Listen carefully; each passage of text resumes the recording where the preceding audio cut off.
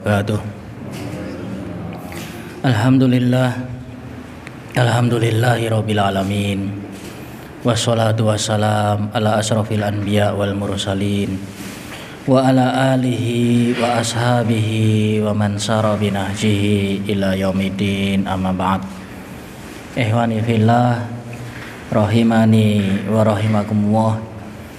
Alhamdulillah, segala puji hanya milik Allah Subhanahu wa taala yang telah memberikan kepada kita limpahan karunia yang tidak terhingga.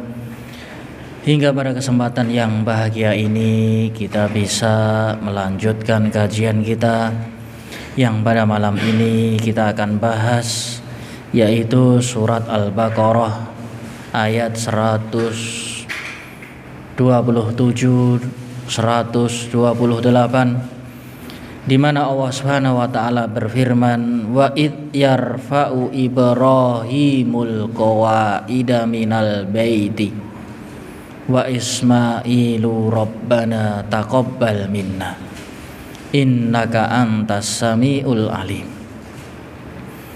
Rabbana waj'alna muslimaini laka wa min dzurriyyatina ummatan muslimatan lak wa arina manasikana wa tub alaina innaka antat tawwabur rahim. Dan ingat, wahai Nabi yang mulia, ketika Nabiullah Ibrahim beserta putranya Ismail meninggikan pondasi Ka'bah,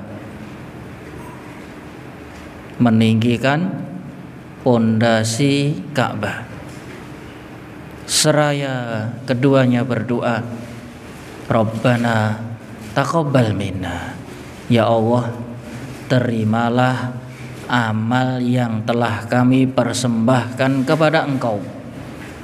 Sesungguhnya Engkau adalah Zat yang maha mendengar lagi maha mengetahui. Wahai Allah, Tuhan kami, jadikanlah kami berdua seorang yang berserah diri kepada Engkau. Demikian pula dari keluarga-keluarga keturunan-keturunan kami senantiasa menjadi umat yang patuh dan berserah diri kepada Engkau. Ya Allah, ajarkan kepada kami, bimbinglah kepada kami tentang ritual-ritual ibadah kami, dan terimalah permohonan maaf dan taubat kami atas segala kesalahan. Sesungguhnya Engkau adalah Zat yang penerima taubat, lagi Zat yang maha kasih sayang. Ikhwani fillah, rahimani wa rahimakumullah. Ya, di dalam ayat ini Allah Subhanahu wa taala mengingatkan kepada kita, udkur Ibrahim wa Ismail. Ingatlah akan dua nabi mulia yang agung, yang ketika itu melakukan perbuatan-perbuatan yang sangat agung, yaitu apa? Meninggikan pondasi rumah Allah, Ka'bah. Ditinggikan pondasinya dan ditinggikan pula temboknya agar terlihat jelas, agar nampak dan terlihat oleh manusia. Dan mereka terus-menerus melakukan hal ini sampai menyelesaikan pondasi dan meninggikan bangunan Ka'bah. Wa kaifa kanat haluhuma minal khauf war roja. Meskipun demikian, lihatlah sebagai pelajaran bagi kita, orang yang berbuat taat, amal soleh, ya, membangun Ka'bah, tapi hatinya dihantui rasa takut dan khawatir kepada Allah. Taqabbal minna, ya Allah, terimalah amal-amal kami. Amal kami khawatir Engkau tidak menerimanya.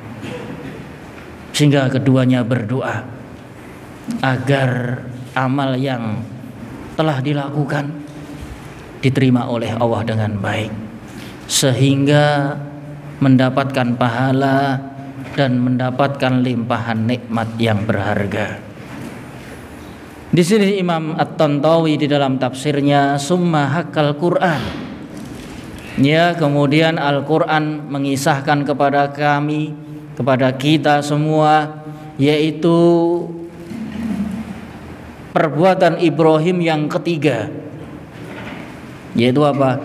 Meninggikan ya rumah Allah Subhanahu wa ta'ala.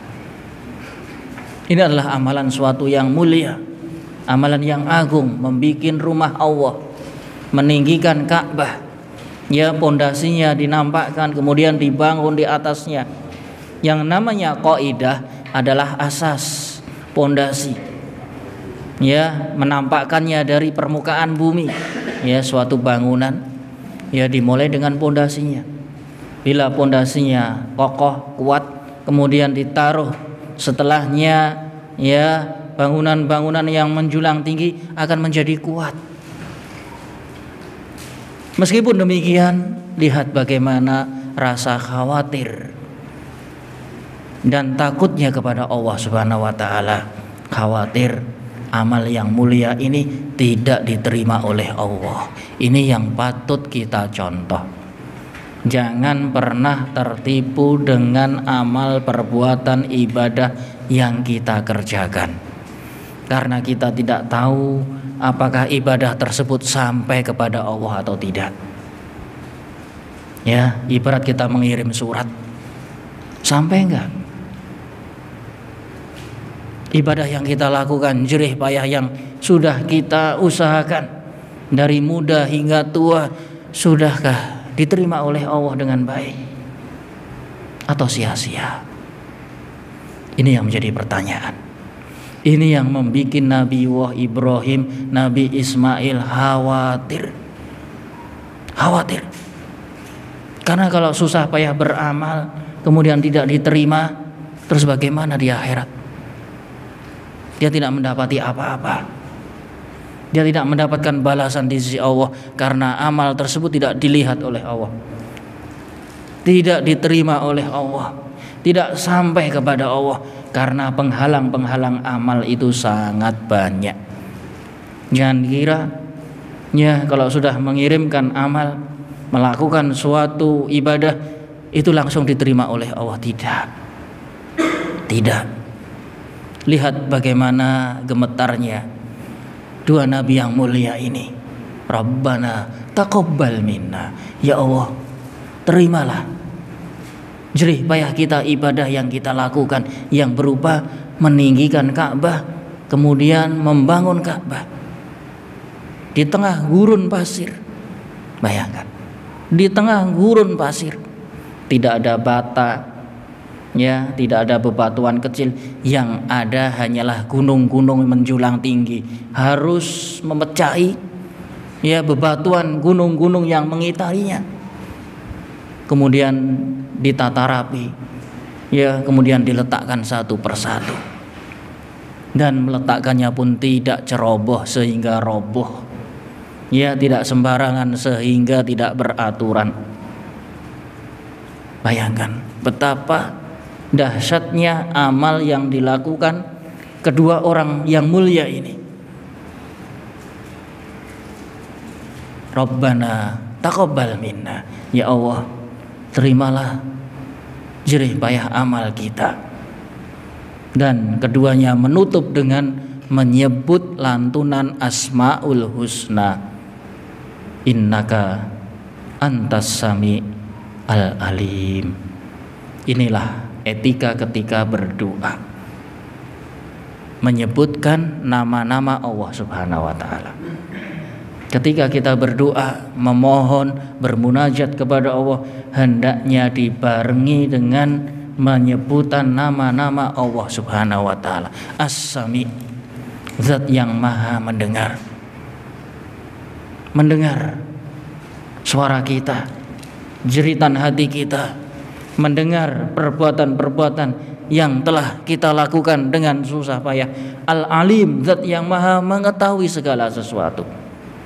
Ya, dua kalimat ini sangat layak ya disandingkan ketika seorang berdoa. Khatama du'ahuma bin dzikrismaini asmail husna. Ya, dua nabi tersebut ya menyertakan dua nama Allah Subhanahu wa taala, As-Sami, yaitu zat yang maha mendengar. Mendengar doanya para hamba, mendengar keluhannya hati seorang hamba, mendengar segala sesuatu yang dilakukan oleh para hamba. Lagi maha mengetahui apapun yang dikerjakan manusia, Allah maha mengetahui, sehingga penyebutan dua nama ini adalah sangat tepat ketika seorang berdoa, ketika seorang memohon, innaka antas samiul alim, sesungguhnya engkau adalah zat yang maha mendengar lagi maha melihat. Mendengar keluh kesah hamba, melihat jerih usaha seorang hamba. Semoga amal-amal kita diterima oleh Allah. Semoga Allah berkenan untuk memberikan pahala dari amal-amal kita, karena yang namanya amal bisa jadi ditolak. Loh, kok bisa beramal kok ditolak? Ketika tidak sesuai syariat, ketika amal itu tidak ikhlas, ketika amal tersebut tidak sesuai dengan perintah nabinya, maka otomatis akan tertolak. Dua syarat diterimanya amal adalah dua, al-ikhlas, kemudian al-mutaba'ah. Ikhlas diperuntukkan hanya untuk Allah, hanya melihat pandangan Allah, hanya melihat balasan Allah, dan yang kedua mengikuti syariat. Syariat setiap nabi berbeda dengan yang lain, dan syariat seluruh nabi sudah disempurnakan dalam syariat Islam. Dalam syariat Islam terkandung syariatnya Nabi Isa, terkandung syariatnya Nabi Musa, terkandung syariatnya Nabi Ibrahim, terkandung syariatnya Nabi Nuh, terkandung syariatnya Nabi Daud, bahkan Nabi Adam. Semua sudah disempurnakan menjadi satu agama, yaitu Islam. Apabila seorang beramal, misalkan mengerjakan sholat tidak sesuai dengan syariat Nabi Muhammad, tidak akan diterima. Dia memakai syariatnya Nabi Daud misalkan, memakai syariatnya Nabi Isa misalkan, memakai syariatnya Nabi Musa misalkan, tidak akan diterima. Dia hidup di mana? Dia hidup di zaman Nabi Muhammad, harus mengikuti syariat Nabi Muhammad sebagai penutup Nabi dan Rasul. Seorang berpuasa misalkan, tapi puasa yang dilakukan tidak sesuai dengan syariat yang diajarkan oleh Nabi Muhammad SAW, tidak akan diterima. Dia berpuasa dengan syariat nabi-nabi sebelumnya, tidak akan diterima, karena syariat nabi tersebut telah paripurna, telah selesai dengan wafatnya para nabi rasul tersebut. Berbeda dengan syariat Islam, Allah jadikan sebagai syariat yang kafah. Udkhulu fis-silmi kafah, masuklah ke dalam syariat Islam secara menyeluruh, sempurna. Karena ajaran Islam ya dijadikan sebagai syariat hingga menjelang hari kiamat. Diutusnya Nabi Muhammad adalah di hadapan hari kiamat. Antara hari kiamat dan diutusnya beliau ya seperti dua jari ini, sangat dekat. Sangat dekat, walaupun sangat dekat ternyata ribuan tahun. Ya, ini menunjukkan bahwasannya ibadah harus memenuhi dua syarat ini. Yang pertama ikhlas, yang kedua adalah mengikuti syariat Nabi yang bersangkutan. Bila tidak, ya maka amalnya tidak akan diterima. Seseorang beribadah tapi tidak ikhlas, mencari pujian misalkan, agar disanjung orang lain, agar dilihat orang lain, ya agar orang lain senang misalkan, agar orang lain memberikan hadiah misalkan. Ini namanya tidak ikhlas kepada Allah. Orang yang ikhlas, amalnya hanya diperuntukkan oleh Allah. diperuntukkan oleh Allah. Biar Allah saja yang melihat, yang menyaksikan, ya, yang menerima. Kalau amal tersebut dipamerkan misalkan, riya misalkan, dikatakan dengan riya karena diambil kata ro'a yaro, ya, amalnya agar dilihat siapa? Manusia misalkan. Dengan dilihat dia mendapatkan pujian, mendapatkan sanjungan, mendapatkan sekelumit dari dunia misalkan. Ini namanya tidak ikhlas. Kalau tidak ikhlas, maka tidak diterima oleh Allah. Seseorang meniatkan ibadahnya, entah sholatnya, entah puasanya, entah hajinya, entah apa saja, karena mencari pujian manusia, bahkan disekutukan agar dilihat Allah dan dipuji manusia, juga sama, tidak akan diterima oleh Allah. Yang namanya ikhlas tajridun niyah, ya, mengesahkan niat dalam lubuk hati hanya karena Allah Subhanahu wa ta'ala. Bila menduakan atau memalingkan ibadah kepada selain Allah, maka tidak akan diterima.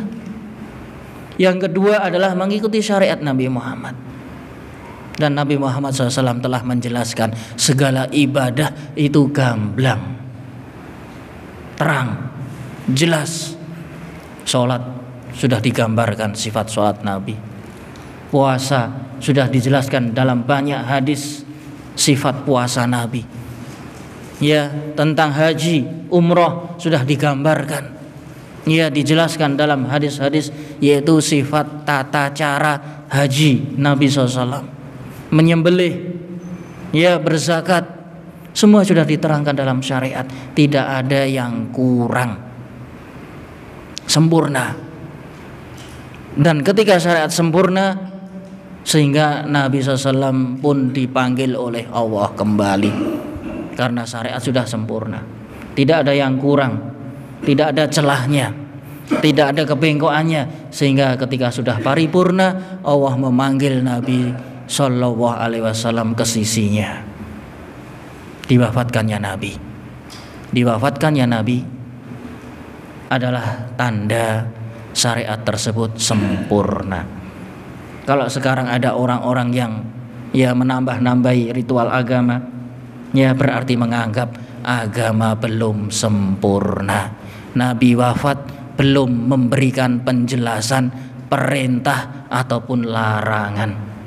Ini adalah suatu yang keliru, fatal, sangat fatal sekali. Karena ini kaitannya dengan apa? Dengan diterimanya amal. Ya, seseorang menambahi ritual ibadah misalkan, berarti dia menuduh Nabi berkhianat. Nabi belum menyampaikan. Loh, di syariat Nabi nggak ada kok kamu tambahi. Berarti kamu menuduh Nabi tidak menyampaikan, Nabi diam, Nabi meninggal dalam kondisi menyembunyikan. Maka ini bahaya. Ini adalah suatu kelaziman yang sangat bahaya sekali. Ya, jangan dikira, ya, mencintai Nabi, justru menuduh Nabi berkhianat. Kenapa kok berkhianat? Karena belum menyampaikan kepada umat. Umatnya melakukan suatu ibadah yang nabinya tidak memberi contoh, berarti menuduh Nabi khianat. Belum disampaikan.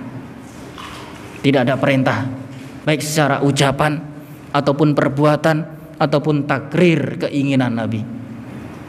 Ya, Nabi wafat sedangkan keinginannya belum disampaikan. Ini sangat fatal. Tuduhan yang sangat fatal sekali. Ya, sehingga dalam urusan ibadah hendaknya hati-hati. Puasa misalkan, haji misalkan, zakat misalkan, hendaknya sesuai yang diamalkan oleh Rasulullah SAW. Dan ketika Rasulullah mengamalkan, itu dicontoh, diteladani oleh para sahabat. Di masa sahabat, ya, kemudian mereka mengajarkan kepada generasi berikutnya, yaitu tabi'in. Para tabi'in ya mengajarkan kepada atba'ut tabi'in, terus temurun hingga pada hari ini. Kalau di hari itu tidak termasuk agama, maka di hari ini pula juga tidak dianggap sebagai bagian agama. Bila hari itu tidak dianggap sebagai ritual keagamaan, maka hari ini tidak bisa kita menganggap ritual keagamaan. Tidak bisa.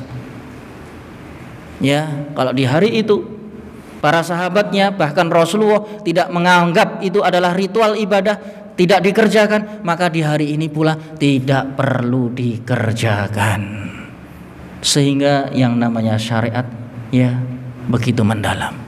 Ketika seorang menyeleweng dari syariat, berarti sama halnya menuduh baginda Rasulullah telah berkhianat kepada Allah, tidak menyampaikan perintah, tidak menyampaikan perbuatan, tidak menyampaikan secara takrir kepada para sahabat kepada tabi'in, tabi'in kepada atba'ut tabi'in, terus hingga hari kiamat. Yang namanya ibadah itu tentu ada tolak ukurnya, ada syarat-syaratnya, ada kewajiban-kewajibannya, ada sunnah-sunnahnya, ada pembatal-pembatalnya, ada pencegah-pencegahnya, dan seterusnya. Itu namanya ibadah. Sholat misalkan, sholat ada rukun-rukunnya, bahkan sebelum rukun ada syarat-syaratnya. Siapa orang yang wajib sholat dan siapa yang tidak wajib sholat? Orang yang berakal, orang yang balik, ya, orang yang sehat, ya, akalnya. Ini orang-orang yang harus mengerjakan sholat, yaitu syarat sahnya sholat. Orang gila tidak dibebani untuk mengerjakan sholat. Orang yang kehilangan pikiran, akal sehat tidak diwajibkan untuk mengerjakan sholat. Misalkan belum balik, belum wajib diajarkan sholat, namun diberikan contoh, diajari, dididik agar ketika sudah balik dia sudah mengetahui ibadah. Dilatih sholat, dilatih puasa, dilatih azan, dilatih iqomat, dilatih. Begitu dia balik, dia sudah bisa. Oh, dulu saya sudah diajari ayah saya diajari oleh guru saya. Azan yang benar bunyinya seperti ini. Kalau iqomat ya seperti ini. Beda antara azan dan iqomat. Ilmu harus dikuasai. Ya, ini dalam ibadah sholat ada syarat-syaratnya. Di antara juga menutup aurat, di antara pula harus menghadap kiblat, di antaranya pula harus berdiri bagi yang mampu. Ini syarat-syarat sholat. Ada kewajiban-kewajiban, bahkan ada rukun-rukunnya. Sholat ada rukunnya, di antaranya takbiratul ihram, di antaranya ya i'tidal, rukuk, sujud, salam. Ini semua adalah rukun, tidak boleh ditinggalkan. Sholat nggak pakai takbiratul ihram ya nggak sah. Sholat nggak pakai salam ya nggak sah. Ya, sholat tidak pakai tahiyat akhir ya tidak sah. Maka ada rukun-rukunnya, juga ada kewajiban-kewajibannya. Kewajiban sholat, di antaranya membaca Fatihah. Ya, sebagian ulama menganggap itu adalah rukun. Khilaf di antara para ulama madhab. Ya, di antaranya pula membaca tasbih, tahmid, ya, doa-doa rukuk, sujud, ya, dan seterusnya. Ya, wajibnya adalah membaca sekali. Ya, ada pula sunnah-sunnahnya. Sunnahnya diantaranya mengulang-ulang doa rukuk, doa sujud, ya, dan seterusnya. Tasyahud awal, ya, ini ada kewajiban-kewajiban, bahkan ada sunnah-sunnah, bahkan ada makruh-makruhnya. Yang makruh ditinggalkan, seperti banyak bergerak, seperti tidak khusyuk, ya. Ini semua adalah ya makruhatus sholat. Bahkan ada pembatalnya. Sholat berbicara misalkan, ya batal sholatnya. Sholat ya tidak khusyuk. Ya, sebagian menganggap khusyuk adalah rukun sholat. bukan kewajiban sholat, ya maka batal. Ya, ini semua ada ketentuannya. Itu namanya ibadah yang dirangkai, yang diambil dari sabda-sabda Nabi, dari perbuatan-perbuatan Nabi, dari keinginan-keinginan Nabi. Itu dalam sholat, demikian pula puasa, demikian pula haji, demikian pula zakat. Sehingga di sini Nabiullah Ibrahim sangat khawatir beserta putranya. Rabbana taqabbal minna, ya Allah terimalah dari usaha-usaha kami, ibadah-ibadah kami, membangun rumah-Mu yaitu Ka'bah, terimalah ya Allah. Aku khawatir perbuatan yang sudah aku lakukan berhari-hari ini ternyata tidak berpahala. Dan ini adalah sifat orang mukmin, alladzina atau wa qulubuhum wajilatun annahum ila rabbihim rajiun. Yaitu orang-orang yang senantiasa banyak-banyak beramal soleh, diberikan beramal saleh dengan banyak, namun hati mereka masih wajilah, bergetar. Kenapa bergetar? Takut kalau amalnya tidak diterima oleh Allah, tidak memenuhi syarat, tidak memenuhi rukun, tidak memenuhi kewajiban-kewajiban, khawatir ada pembatalnya, khawatir ada pencegahnya, khawatir tidak ikhlas kepada Allah, khawatir tidak mengikuti sunnah nabinya. Ini adalah sifat orang mukmin. Sehingga orang mukmin tidak boleh membanggakan amal ibadahnya. Justru orang-orang dahulu, ya ketika mereka beramal saleh disembunyikan, bersembunyi. Lihat para sahabat, ya sholat di tengah malam. Rasulullah SAW bersabda, wasallu bilaili wan nasu niyam. Sholatlah di tengah gelap gulitanya manusia, dan di saat itu manusia pada tidur, tidak ada yang melihat. Yang melihat siapa? Hanya Allah Subhanahu wa taala. Hanya mencari pandangan Allah. Lihat mereka ketika bersedekah, ya, alladzina yunfikuna amwalahum, ya, mereka yang menginfakkan harta-harta mereka.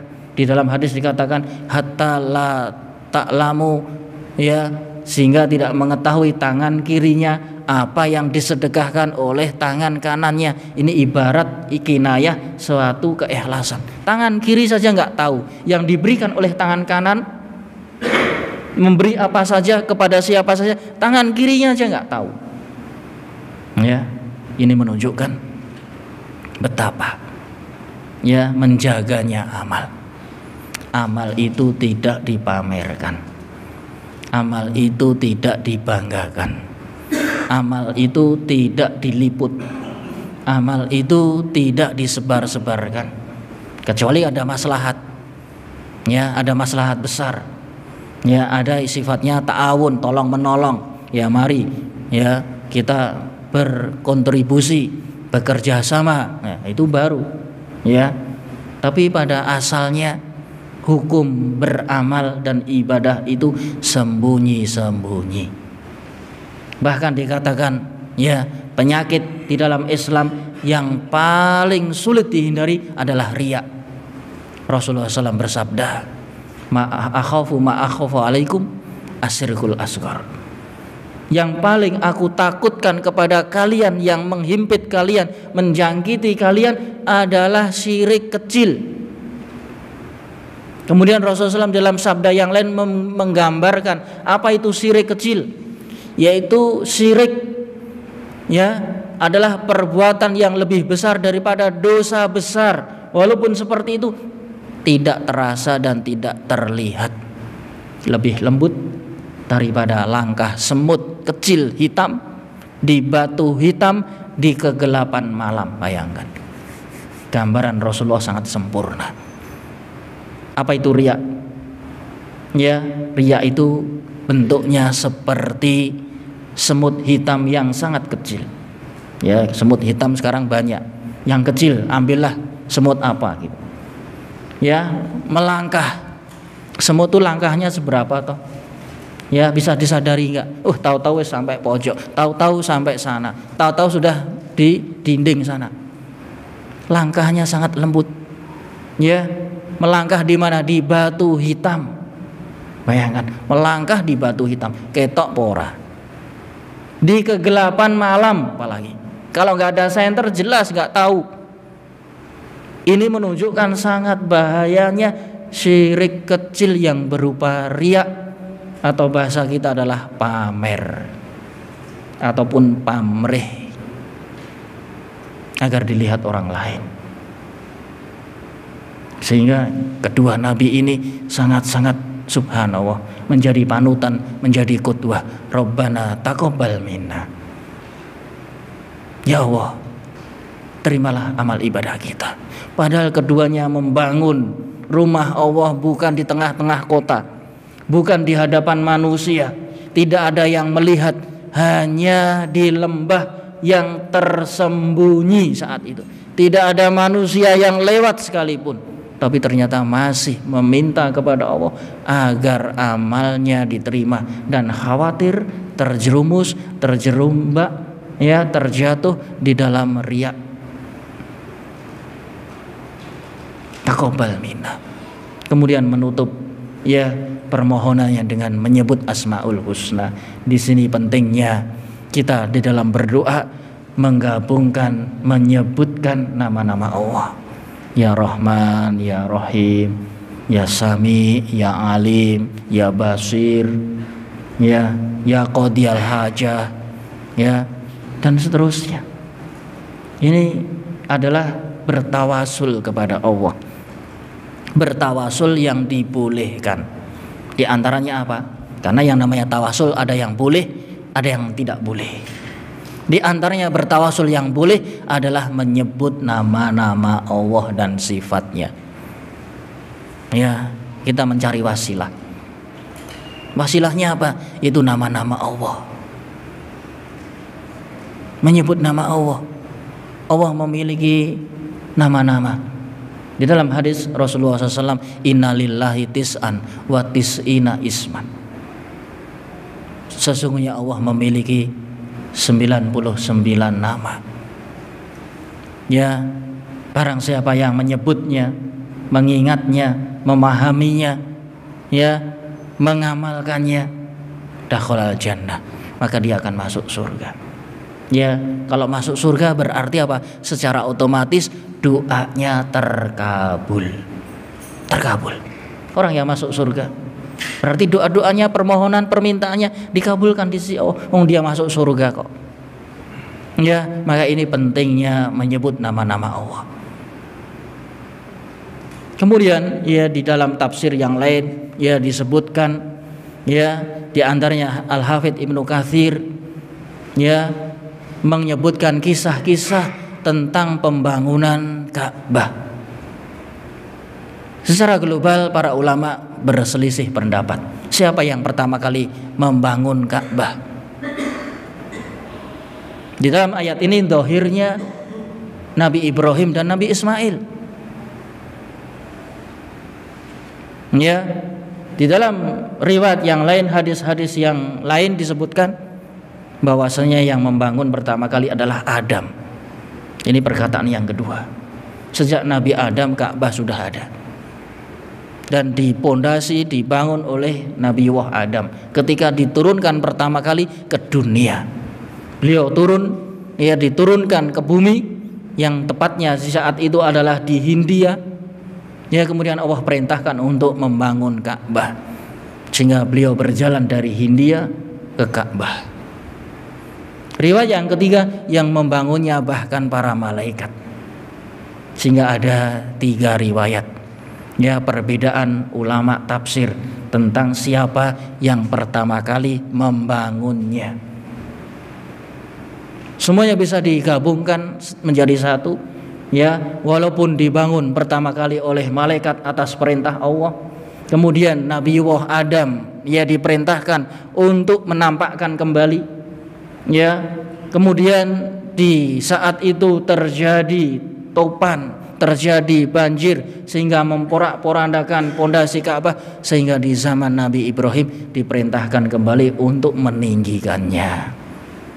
Hakikatnya 3 pendapat ini bisa disatukan menjadi satu. Bisa disatukan menjadi satu. Dan hadis-hadisnya sangat panjang sekali. Sangat panjang sekali. Melelahkan kalau membaca, ya, membaca tafsir Ibnu Katsir saja lebih dari 10 lembar. Kisah-kisah, riwayat-riwayat tentang pembangunan Ka'bah. Ya. Tidak memungkinkan kita untuk membacanya. Sebagian sudah kita sebutkan. Ya, ketika Nabiullah Ibrahim memiliki putra yang pertama, maka diperintahkan oleh Allah untuk membawanya, ya, ke Ka'bah. Begitu sampai di lembah tersebut yang sunyi, yang, ya, tersembunyi, yang tidak ada makhluk bahkan tetumbuhan satupun. Kemudian Nabiullah Ibrahim meninggalkan istrinya dan putranya. Kemudian berjalan begitu saja. Diteraki oleh istrinya, "Allahu amaraka bihada?" Wahai Nabiullah Ibrahim, apakah engkau diperintah Allah untuk melakukan hal ini? Na'am. Kemudian jawab, iya. Maka sudah tidak bertanya lagi. Ya, kalau Allah memerintahkan berarti ada misi, ada visi, ada tujuan, dan ada puncak. Betul, begitu ditinggal, ya, dia memiliki perbekalan air yang sedikit, begitu habis, maka berlarianlah sang ibu menuju, ya, pegunungan yang paling dekat, yaitu Gunung Sofa, dataran tinggi Sofa. Kemudian berputar keliling-keliling, turun menuju bukit yang kedua, Bukit Marwah, sampai diulangi 7 kali. Melihat semuanya tidak ada orang, tidak ada mata air. Tiba-tiba di putaran yang ke-7, ya, didatangi oleh malaikat Jibril. Yang ketiga itu malaikat Jibril, ya, tepat di hadapan Ismail. Diriwayatkan, ya, Jibril menggaruk kakinya, tungkaknya ke permukaan tanah sehingga muncullah air Zam-Zam. Di dalam riwayat yang lain, yaitu kakinya dari Ismail itu sendiri yang ketika menangis, ya, menyentuh pasir sehingga muncullah Zam-Zam. Begitu muncul, maka sang ibu pun datang, ya, kemudian berusaha untuk mengambil air dengan kedua tangannya. Dengan hal ini justru malah menutupi, ya, saluran air tersebut sehingga menjadi, ya, tersumbat. Kalau tidak perbuatan sang ibunda Ismail, niscaya, ya, air Zam-Zam akan menjadi air yang mengalir menjadi sungai besar. Ya, tapi qadarullah ketika mengambil justru malah menutupi, ya, dan pasiran bebatuannya, ya, menyumbat dari pancaran air Zam-Zam sehingga hanya mengalir tapi hanya, ya, tidak sampai menyembur keluar. Setelah itu, ya, berbondong-bondonglah, ya, manusia-manusia dari suku Jurhum dari penduduk Yaman. Yang ketiga itu di tepian kota Mekah, ya, memerintahkan orang-orang agar mencari persinggahan atau mata air. Tiba-tiba melihat, ya, kumpulan burung-burung berterbangan di langit, dan mereka tahu kalau ada burung berterbangan di atasnya berarti di bawahnya ada pusat air. Maka diperintahkan, ya, seseorang 2 orang untuk memeriksa, ternyata betul ada sumur air Zam-Zam. Sehingga mereka semuanya singgah di situ. Dari suku Jurhum, ya, satu kabilah besar, semuanya justru tinggal di situ, meminta izin kepada sang ibunda, boleh nggak kami tinggal di sekitar sini? Maka diperbolehkan. Bolehkah kami menikmati air yang ada di sini? Dipersilahkan, asalkan tidak mengklaim air tersebut, tidak memiliki air tersebut, hanya mengambil manfaatnya. Sehingga tumbuh dewasa, Akhirnya Ismail dinikahkan ya dengan salah satu wanita kabilah Jurhum tersebut. Begitu menikah, ya, yang namanya suami mencari penghasilan. Begitu pergi keluar rumah, ayahnya Ibrahim datang ke rumah Ismail, yang di saat itu ibunya sudah meninggal dunia, hanya bertemu dengan istrinya. Begitu bertemu, maka bertanya tentang kondisi rumah tangganya, bagaimana kehidupannya. Ya, dijawab dengan, ya, kami hidup susah, kami hidup dalam kepayahan, ya, dan banyak ucapan-ucapan yang tidak bersyukur kepada Allah. Akhirnya memerintah kepada wanita tersebut, tolong sampaikan salam kepada Ismail, dan saya berpesan untuk mengganti daun pintunya. Kemudian pergi begitu saja. Begitu pergi, Ismail pun datang ke rumah, mencium, ya, aroma ayahnya. Bertanya kepada istrinya bergegas, apakah ada seorang yang datang? Iya, orang tua, orang sudah renta, rambutnya putih, ya, rambutnya awut-awutan, datang ke sini. Apa yang dikatakan? Ya, bertanya tentang kehidupan kita. Apa yang kamu jawab? Kami hidup dalam susah, kita hidup dalam terbatas.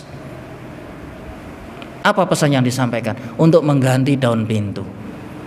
Maka Ismail pun terus terang, dia adalah ayahanda Nabiullah Ibrahim dan berpesan kepada aku untuk mengganti engkau. Maka diceraikan di saat itu. Setelah cerai kemudian menikah lagi dengan salah satu wanita dari Bani Jurhum tersebut, dalam kondisi yang sama. Begitu pergi, Nabi Ibrahim datang yang kedua kali. Datang kedua kali, menanyakan tentang kehidupannya. Ya, istrinya pun menjawab dengan riang, ya, kami hidup dalam kondisi, ya, lebih semuanya nyaman, bahkan menyambut Ibrahim seolah-olah ikatan batinnya bersambung, memuliakan, bahkan memerintahkan untuk menginap bersinggah, kemudian memuliakan Nabiullah Ibrahim. Kemudian akhirnya Ibrahim pun pamit dan berpesan untuk menetapkan daun pintunya, maka pergi. Maka dalam keadaan yang sama, ya, mencium aroma ayahnya, ya, kemudian bertanya siapa yang datang. Seorang yang sangat indah, yang sangat tampan, dia berwibawa, dia kelihatannya bukan orang biasa, memuji, banyak memberi pujian kepada ayahanda, walaupun tidak mengenal, karena yang namanya hati, ya, itu saling bersangkut paut. Ya, kemudian menanyakan, oh, itu adalah ayah anda, yaitu Ibrahim alaihissalam. Apa yang dia tanyakan? Bertanya tentang kehidupan kita. Apa yang kau jawab? Kehidupan kita riang, penuh barokah, walaupun sederhana, semuanya serba kecukupan. Kita alhamdulillah semuanya sehat. Apa pesan dia agar menetapkan, ya, daun pintunya? Maka dia mengatakan, ayahanda ridho kepada engkau. Engkau adalah pasangan yang cocok, yang ideal bagiku. Ya. Kemudian pada saat berikutnya datang kembali. Yang ketiga itu membawa pesan dari Allah untuk meninggikan pondasi Ka'bah. Ka'bah di saat itu ketika Nabi Ismail hidup di sekitar situ belum nampak. Pondasinya sudah terkubur pasir. Sejak zaman, ya, nabi-nabi sebelumnya sudah terendam, terkubur pasir. Dan ternyata Nabi Ibrahim datang yang ketiga kalinya diperintah oleh Allah untuk meninggikan pondasi Ka'bah. Maka turunlah ayat ini, wa id yarfa'u Ibrahimal qawaida minal bait. Dan ingat tatkala Nabi Ibrahim beserta putranya meninggikan bangunan Ka'bah sehingga menjadi bangunan yang tinggi, yang megah, ya, kurang lebih 19 dirok. Ya, dirok itu, ya, hasta, ya, bila diukur dengan meter, ya, 9 meter 10 meter tingginya, ya. Dan di saat itu dibangun dengan pondasi yang sempurna, semuanya tertembok, Ya, kemudian terjadi perubahan-perubahan. Ya, di saat itu terus menerus zaman Nabi Ismail hingga di saat ya Nabi SAW ketika itu masih muda, umur 35 tahun, ya terjadi ya banjir sehingga menghancurkan Ka'bah. Dan orang-orang Quraisy membangunnya kembali sampai mereka berselisih ya siapa yang meletakkan Hajar Aswad. Ya, dan dibangunnya pun tidak sesuai dengan pondasi Nabiullah Ibrahim. Ya, bangunannya kubus, kemudian bagian yang depan hanya setengah lingkaran, Hijr Ismail. Ya, cuma Pak, tingginya cuma 1,5 meter atau 1 meter atau 1,20 meter. Ya, berbentuk lingkaran bagian depan. Itu tidak terbangun. Dulu di zaman Nabi Ibrahim dibangun itu semuanya masuk.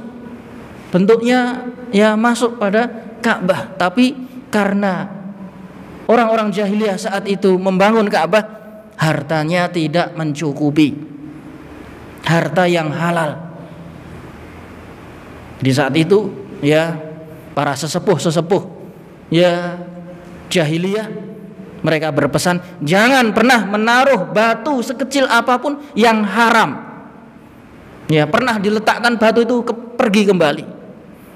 Artinya apa? Artinya Allah hanya menerima yang halal. Ada batu haram sekecil sedikit saja, tahu-tahu batunya kembali lagi, tidak mau ditempel. Ya, dengan mukjizat Allah. Maka mereka berpesan, ya hendaknya setiap kabilah mengumpulkan harta-harta, kemudian membelikan batu-batu yang halal, kemudian ditaruh di Ka'bah. Ternyata harta mereka tidak cukup. Ya, hanya dibentuk seperti sekarang ini. Ada Ka'bah kubus itu, kemudian depannya Hijr Ismail tidak dibangun. Hanya lingkaran, setengah lingkaran. Itu pun tingginya ya hanya 1 meter sekian. Itu tidak sesuai dengan pondasi Ibrahim dan Ismail. Kemudian ya Rasulullah SAW pun ketika itu ya demi Allah, ya orang-orang Quraisy telah merehab bangunan Ka'bah namun tidak sesuai dengan pondasi Ibrahim dan Ismail. Kalau seandainya aku tidak khawatir ya orang-orang mengkritikku, ya mencaciku, ya aku akan hancurkan Ka'bah dan aku bangun kembali sesuai pondasinya Nabi Ibrahim. Namun sampai beliau wafat tidak melakukan hal itu. Khawatir manusia terfitnah, khawatir muncul omongan-omongan, berita-berita, ya gosip-gosip bahwasanya Nabi Muhammad tidak hormat kepada Ka'bah, menghancurkan Ka'bah kemudian dibangun kembali. Ini menunjukkan bahwasanya ya menjaga sikap itu perlu. Ya, jangan sampai orang-orang lain ya berkata buruk kepada kita. Ya, Rasulullah SAW sampai wafat tidak merubah pondasi yang dibangun orang-orang jahiliyah ketika itu. Sampai pada khalifah ya Ibnu Zubair, Abdullah bin Zubair ketika menjadi khalifah, maka dirobohkanlah. Ketika itu terjadi kebakaran besar. Kebakaran besar menimpa Ka'bah. Maka sebagai khalifah Abdullah bin Zubair merobohkan Ka'bah dan dibangun kembali sesuai ya pondasinya Nabiullah Ibrahim dan Ismail. Namun begitu beliau digulingkan di masa hajat, yang ketika itu panglimanya hajat, yang ya rajanya adalah Abdul Malik ibnu Marwan, ya karena kesalahpahaman Abdul Malik ibnu Marwan ya termakan isu, ya maka dikembalikan, dihancurkan kembali Ka'bah, dibangun seperti jahiliyah. Padahal sudah benar di masa Abdullah ibnu Zubair sudah dibangun sesuai pondasinya ya Nabi Ibrahim. Namun ya karena kejahilan dan kebodohan dan termakan isu, akhirnya dirobohkan kembali, dibangun seperti bangunannya orang-orang jahiliyah. Ya begitu disadarkan ternyata dia merasa khilaf dan keliru, ingin merubahnya kembali, namun dilarang oleh para ya para ulama, jangan bermain-main dengan Ka'bah. Jangan ketika elit politik penguasa kemudian berkuasa merombak Ka'bah. Ini bukan bahan mainan. Sehingga dibiarkan sampai sekarang. Sampai sekarang itu adalah bangunan yang dibangun adalah Khalifah Abdul Malik Ibnu Marwan. Itu yang sama dengan pondasi yang dibangun oleh ya orang-orang jahiliyah di saat itu. Walaupun di saat Abdullah bin Zubair sudah diperbaiki, namun ternyata ya ada kesalahpahaman dari khalifah setelahnya, akhirnya mau dirubah kembali, dilarang oleh para ulama hingga pada saat detik ini.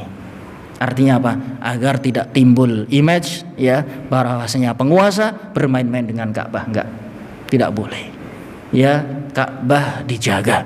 Bahkan Nabi pun ya tidak ya mengotak-atik Ka'bah, khawatir ya ada isu-isu yang tidak dibenarkan. Sampai di sini ya, kisah ini sangat panjang sebetulnya, namun apa daya ya kita tutup sampai di sini. Subhana wa bihamdika asyhadu an la ilaha illa anta astaghfiruka wa atubu ilaik. Assalamualaikum warahmatullahi wabarakatuh.